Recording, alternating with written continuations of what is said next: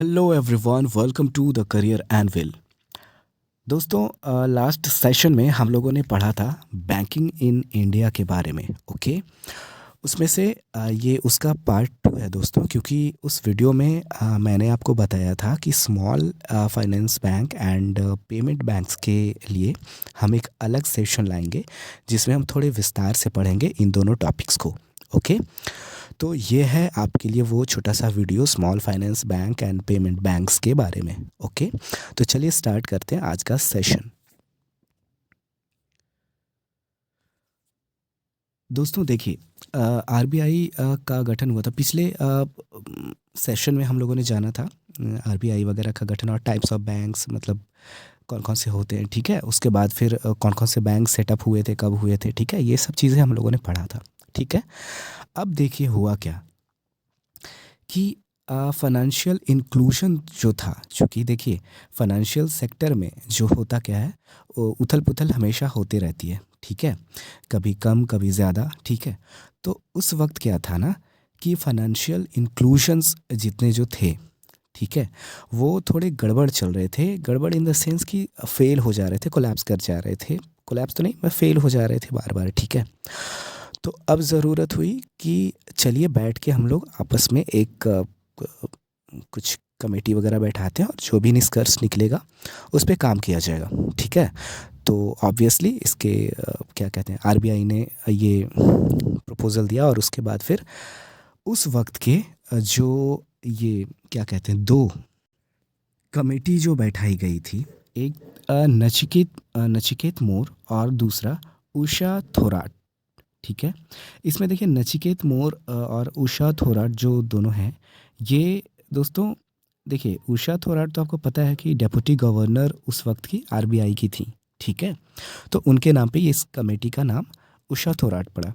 उसके बाद फिर नचिकेत मोर भी ये भी एक बैंकर थे और हैं भी अभी। अभी देखिए ये ना बिल एंड मेलिंडा फाउंडेशन जो है, ठीक है, उसके डायरेक्टर हैं। ठीक है, बिल एंड मेलिंडा, एक मिनट,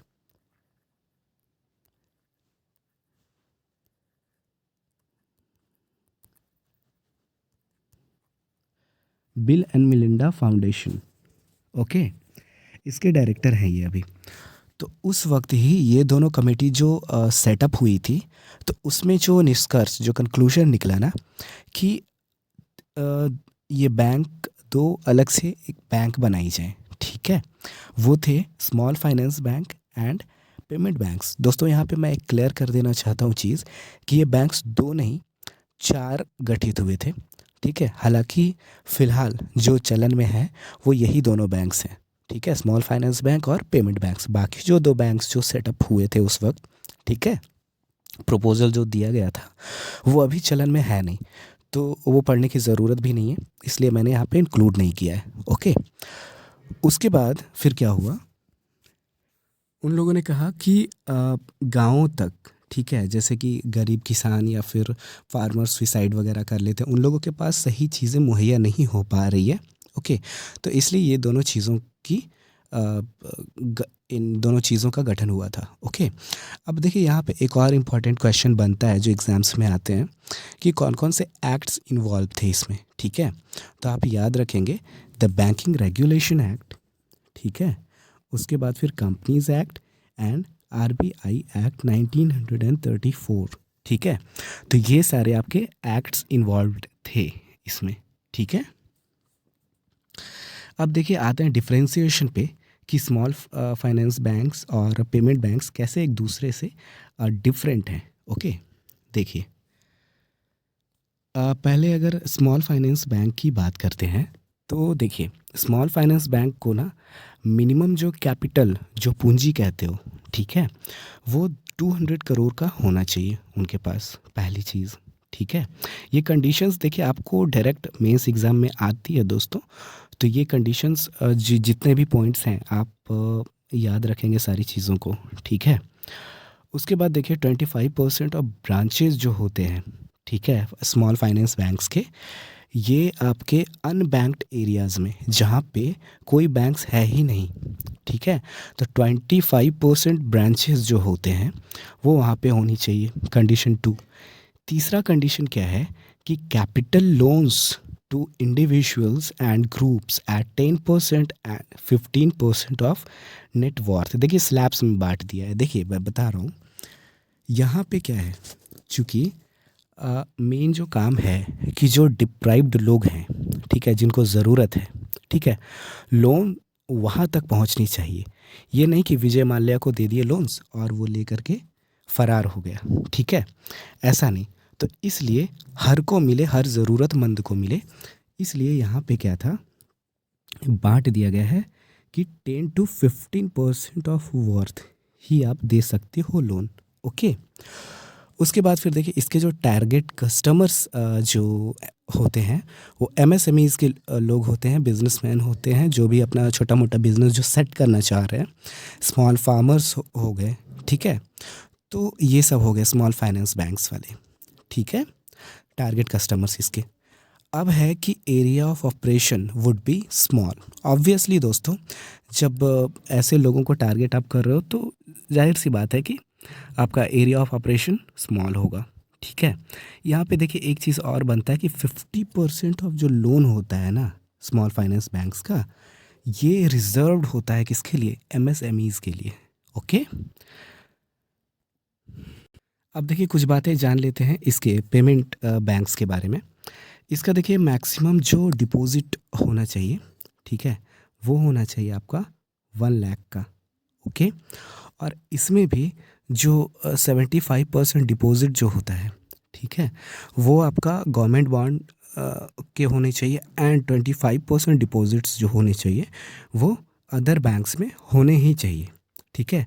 ऐसा नहीं कि दिवालिया बन के भाग के फ़रार हो गए आप, ठीक है।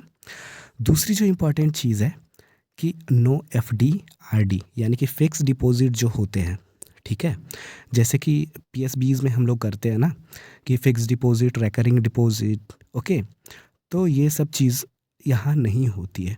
यहाँ क्या हो सकती है, आप करेंट अकाउंट कर सकते हो, ठीक है, सेविंग अकाउंट कर सकते हो, ठीक है।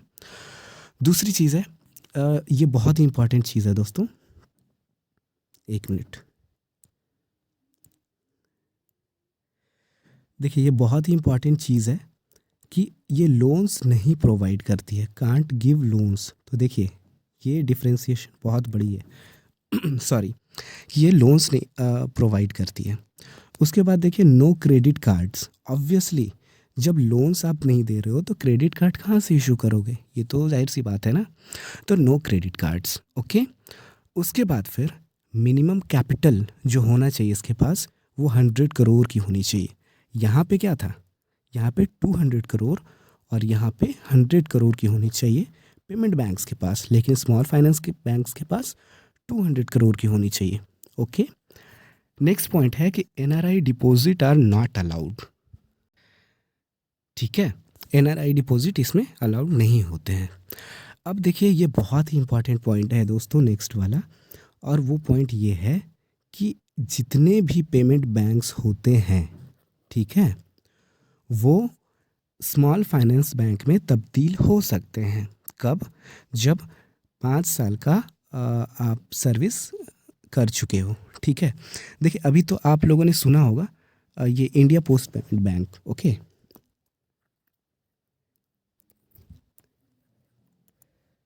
India post payment bank. तो हुआ क्या कि इंडिया पोस्ट पेमेंट बैंक को भी ये बना दिया गया है ना, ठीक है। तो सारे बैंक सब ना हल्ला बोल करने लगे कि भैया हम भी बन जाएंगे, हम भी बन जाएंगे स्मॉल फाइनेंस बैंक, ठीक है।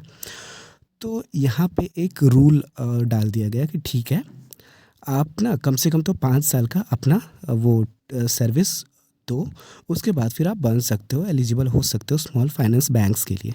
ओके, और देखिए यहाँ पे क्या है अगले पॉइंट में कि जितने भी बिल पेमेंट्स हो गए, रिचार्जेस हो गए, कैशलेस ट्रांजैक्शंस हो गए, ठीक है, तो ये सब इसका मुख्य स्रोत है पेमेंट बैंक्स का, ठीक है, रेवेन्यू अर्न करने का, ठीक है।